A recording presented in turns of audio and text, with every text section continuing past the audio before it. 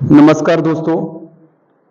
हम कल जिस चैप्टर का अध्ययन कर रहे थे उस चैप्टर का नाम श्वसन तंत्र था और इस श्वसन तंत्र नामक चैप्टर में हम देख रहे थे श्वसन क्या है, जिसमें मैंने आपको बताया था कि किसी कार्बनिक पदार्थ को कोशिका के अंदर तोड़कर क्या प्राप्त कर लेते हैं, ऊर्जा प्राप्त कर लेते हैं, तो उसे क्या कहते हैं, श्वसन कहते हैं।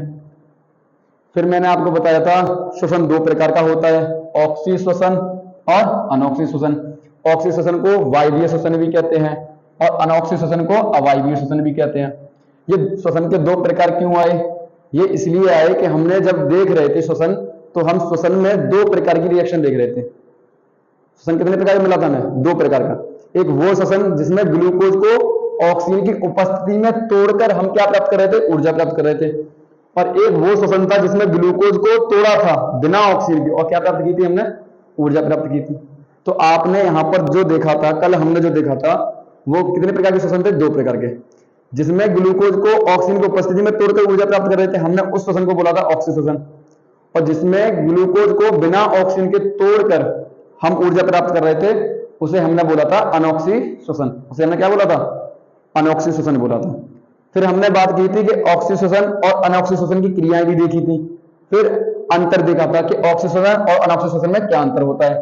पहला अंतर देखा था कि ऑक्सी श्वसन में क्या होता है, ग्लूकोज को ऑक्सीजन की उपस्थिति में तोड़ा जाता है और तोड़कर क्या प्राप्त की जाती है, ऊर्जा प्राप्त की जाती है। अनॉक्सी श्वसन में क्या होता है कि ग्लूकोज को बिना ऑक्सीजन की, या कह सकते हैं ऑक्सीजन की अनुपस्थिति में तोड़कर क्या प्राप्त करते हैं, ऊर्जा प्राप्त कर लेते हैं।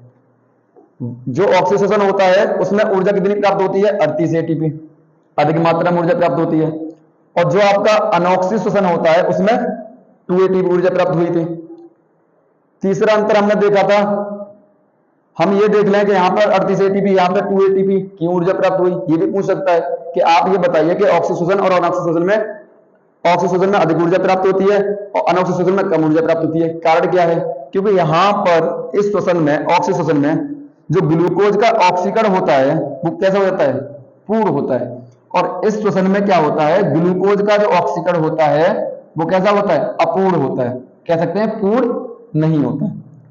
फिर अगला अंतर था कि जो ऑक्सी श्वसन था, यह श्वसन कहां होता था, माइटोकॉन्ड्रिया में, जबकि हमारा जो अनॉक्सी श्वसन है ये कहां होता था, कोशिका द्रव्य में। ये कहां होता है, कोशिका द्रव्य में।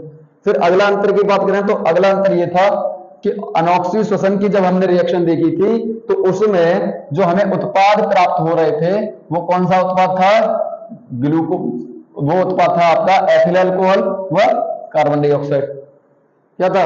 एथिल अल्कोहल व कार्बन डाइऑक्साइड। और इस श्वसन में जो आपको उत्पाद प्राप्त हो रहे थे वो उत्पाद थे आपके CO2 और जल।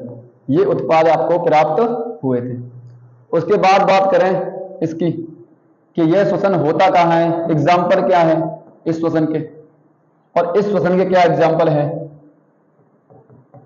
कि यह श्वसन किन किन जीवों में होता है और यह श्वसन किस में होता है। तो यह श्वसन जंतुओं में, किसमें होता है, जंतु व पादप में। कौन सा श्वसन होता है, जंतु व पादप में कौन सा श्वसन होता है, ऑक्सी श्वसन। और अवायवीय श्वसन जिसे अनॉक्सी श्वसन कहते हैं, इसके जो एग्जाम्पल हैं वो सभी कवक, ज्यादातर कह सकते हैं कवक, सभी कवक, जैसे ईस्ट, जीवाणु, इनमें जो श्वसन होता है वो कैसा श्वसन होता है, अनॉक्सी श्वसन होता है। जब ये श्वसन करते हैं तो ग्लूकोज को ऑक्सीजन की अनुपस्थिति में तोड़कर क्या प्राप्त करते हैं, ऊर्जा प्राप्त करते हैं। इतना हमने देखा था।